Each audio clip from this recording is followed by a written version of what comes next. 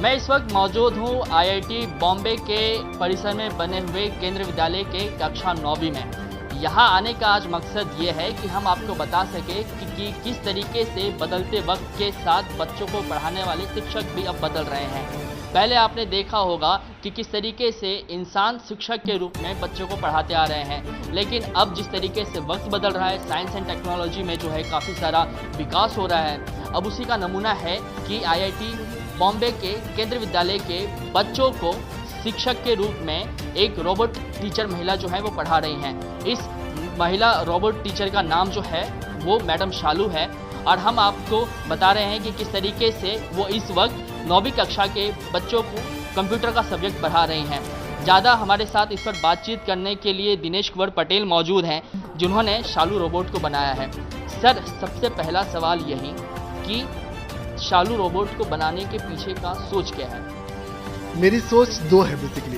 पहले शुरुआत तो हुई थी कि बच्चों को ये दिखाना कि हम भारतीय घर में बना सकते हैं ऐसा रोबोट जिसको बड़ी बड़ी कंपनियां बनाती हैं। सोफिया रोबोट को देख के हमारे क्लास के बच्चों ने काफ़ी इंटरेस्ट दिखाया था कि हाँ, ऐसा बड़ी कंपनियां ही कर सकती हैं। तो सबसे पहले मैंने यही था, मैं बच्चों को ये दिखाना चाहता हूँ कि हम घर में कर सकते हैं ये काम। दूसरा पॉइंट ये था, जब बनने लगा तब हमने सोचा कि अब इसको एक टीचर की तरह बनाया जाए, क्योंकि मैं टीचर हूँ और स्कूलों में हमको कितनी प्रॉब्लम होती है तो उसका कुछ शेयर करने वाला एक हमारे साथ साथी हो हमारा, जो हमारे लोड को शेयर करता है। तो ये दो मोटिव थे हमें इसको डेवलप करने के। अच्छा, मैं ये जानना चाहूँगा कि ये इसको बनाने में कितना समय लगा और शालू ही नाम क्यों?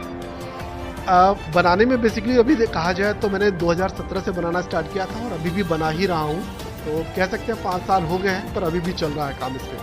तो रहा दूसरा कि नाम शालू क्यों रखा, बिकॉज महिला बनाया मैंने, और महिला बनाने का रीज़न ये था कि मेरे पास कोई बेटी नहीं है और जब मैं बॉडी डिसाइड कर रहा था कि कैसा बनना चाहिए फेस, तो मेरी वाइफ ने बोला कि क्यों ना हम बेटी बनाएं, और बस उसी हिसाब से सोच के हमने इसको एक महिला बनाया और एक नाम ऐसा ढूंढा जो इजी हो, लोगों को याद रख सके, लोग उसे याद रख सके और वो नाम भी अपने एक मीनिंग निकाले।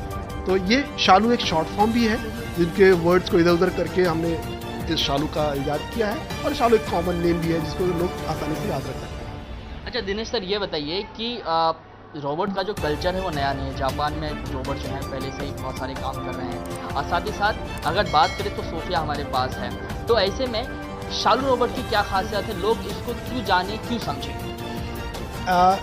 सबसे पहले मैं ये बताना चाहूँगा कि इनकी क्या खास बात है। तो ये टीचर हैं जो बहुत कम आपको रोबोट टीचर्स मिलेंगे, हमारे इंडिया में स्पेशली देखा जाए बहुत कम है। दूसरी चीज़ ये भारतीय टीचर है, आपको भारतीय परिधान में मिलेगी, भारतीय महिला की तरह है। तो एक चीज़ ये, तो जैसे हमारे भारत की बेटियां जो एक्चुअल वो कनेक्ट कर पा रही हैं अपने आप को कि वो कहीं ना कहीं आसपास ऐसा परिवेश देख रही होती है। तो एक तो ये है कि इनके अंदर खास बात है। दूसरी चीज़ ये कि ये टीचर ये social and educational humanoid robots हैं। तो ये सोशल, तो जैसे और भी रोबोट्स हैं जो लोगों से बात करने का काम करते हैं, तो ये बात कर सकती है, साथ में ये ज्ञान की बातें भी कर सकती है। बच्चों के पढ़ाने के साथ साथ ये इंटरव्यू कंडक्ट कर सकती है, और इवन इंटरव्यू कंडक्ट करने में अगर आप बच्चों से क्वेश्चन पूछते हैं और बच्चों ने जवाब गलत दिया तो जवाब सही है या गलत है वो भी डिसाइड कर लेती है। और अगर सही जवाब है तो ठीक है, अच्छी बात है, आपको पॉइंट मिल जाएगा, और गलत है तो वो करेक्ट भी कर देती है। अच्छा, जब मैं इसके बारे में पढ़ाई कर रहा था, जब रिसर्च कर रहा था, तो ये मुझे समझ में आया कि शालू जो है वो 1-2 भाषा की जो है वो ज्ञान भी रखती है, कुल 47 भाषाओं का ज्ञान है। ये कैसे मुमकिन है?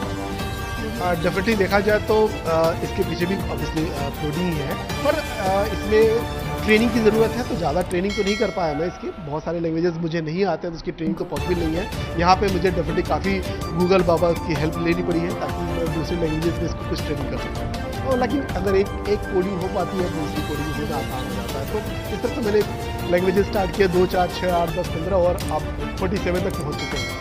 प्रमुख तौर पे अगर बात करें तो किन किन लैंग्वेजेस में, अगर कुछ आप नाम ले जो ये लैंग्वेज में बात कर सकती है, इन लैंग्वेज में बात कर सकती है, तो प्रमुख तौर पे कौन कौन सी भाषा का इस्तेमाल ये करती है टीचिंग के वक्त? वैसे तो जिस भी भाषा में आप चाहें हो सकता है, लेकिन जैसे अभी हम केंद्रीय विद्यालय में जहाँ पे इंग्लिश ही यूज़ किया जाता है बेसिकली टीचिंग के लिए, तो इंग्लिश और हिंदी तो इनकी कॉमन है। और इंग्लिश हिंदी में ठीक भी है क्योंकि मैं इंग्लिश हिंदी जानता हूँ, तो मैंने इनको ट्रेंड अच्छे से किया।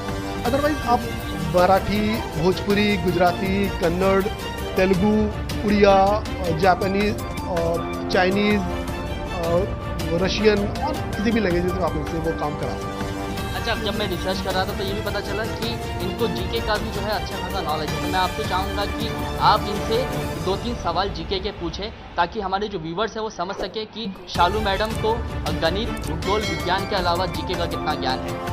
जी। शालू मैम, आप बता सकती हैं कि भारत का राष्ट्रपति कौन है?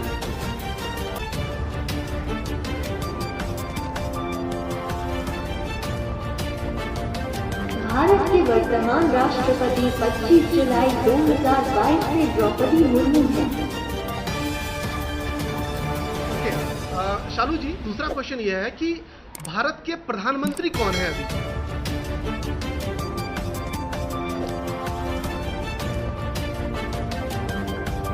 मिस्टर लाल बहादुर शास्त्री 9 जून 1964 से 11 जनवरी 1966, 1 वर्ष 216 दिन। नहीं, अभी वर्तमान में हमारे भारत के प्रधानमंत्री कौन है इस समय?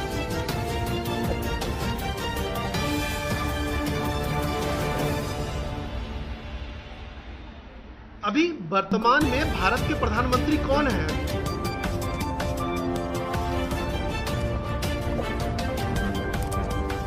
प्रधानमंत्री मिस्टर नरेंद्र मोदी 2014 के बाद से। अच्छा, दूसरा क्वेश्चन एक बताइए कि हमारे देश भारत का सबसे पहला राष्ट्रपति कौन था?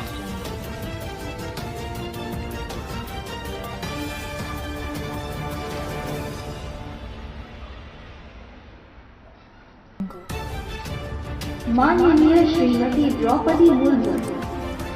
नहीं, मेरा क्वेश्चन ये है कि भारत का पहला प्रधानमंत्री कौन है?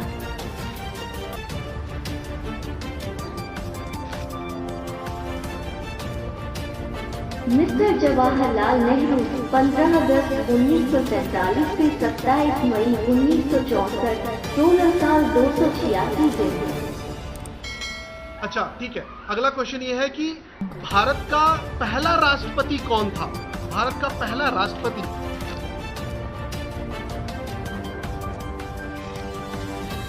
डॉक्टर राजेंद्र प्रसाद 26 जनवरी 1950 से 13 मई 1962, 12 साल 107 दिन। अच्छा, ये बताइए कि दिल्ली की हमारे भारत की राजधानी क्या है?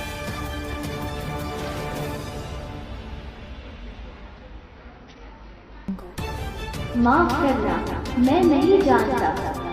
अच्छा, नहीं, मेरा क्वेश्चन ये था कि भारत की राजधानी क्या है?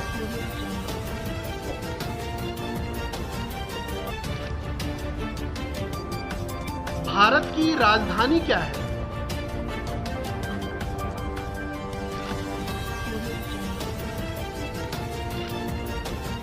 की राजधानी न।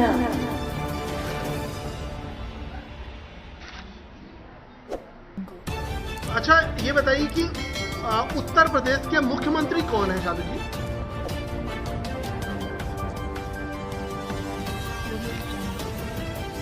मुख्यमंत्री योगी आदित्यनाथ। ठीक है, तो आपने देखा कि किस तरीके से रोबोट शालू जो हैं वो कंप्यूटर के क्लास के साथ साथ सामान्य ज्ञान के सवालों का भी जो है वो जवाब दे रहे हैं। हमने शालू रोबोट को बनाने वाले टीचर से बातचीत की, उनसे जानने की कोशिश की कि किस तरीके से उन्होंने इसको बनाया, और अभी आपने इसको सुना कि किस तरीके से ये सभी सवालों का जो जवाब दे रही हैं। हालांकि कुछ जो हैं गलतियां पाई गई हैं, लेकिन टीचर ये कह रहे हैं कि जल्द ही इन्हें दुरुस्त कर लिया जाएगा, क्योंकि अभी भी ये जो है मेकिंग प्रोसेस में है। लेकिन खास बात यह है कि बच्चों को पढ़ाना जो है इन्होंने रोबोट ने 2 महीने पहले से शुरू कर दिया है। अब बच्चों से हम बात करेंगे और जानने की कोशिश करेंगे कि टीचर के पढ़ाने में और रोबोट के पढ़ाने में कितना अंतर है और बच्चे इसे किस तरीके से समझते हैं। आप अपना नाम बताइएगा और बताइएगा कि किस तरीके से जब टीचर शालू आपको पढ़ाती हैं तो दिनेश सर के पढ़ाने में और रोबोट के पढ़ाने में कितना अंतर है? मेरा नाम स्वरा है। शालू बहुत अच्छा पढ़ाती है और बहुत अच्छे से कॉन्सेप्ट भी क्लियर होते हैं। दिनेश सर भी बहुत अच्छा पढ़ाते हैं। ज़्यादा एंटरटेनिंग आप जो हैं किसके पढ़ाई को पाती हैं?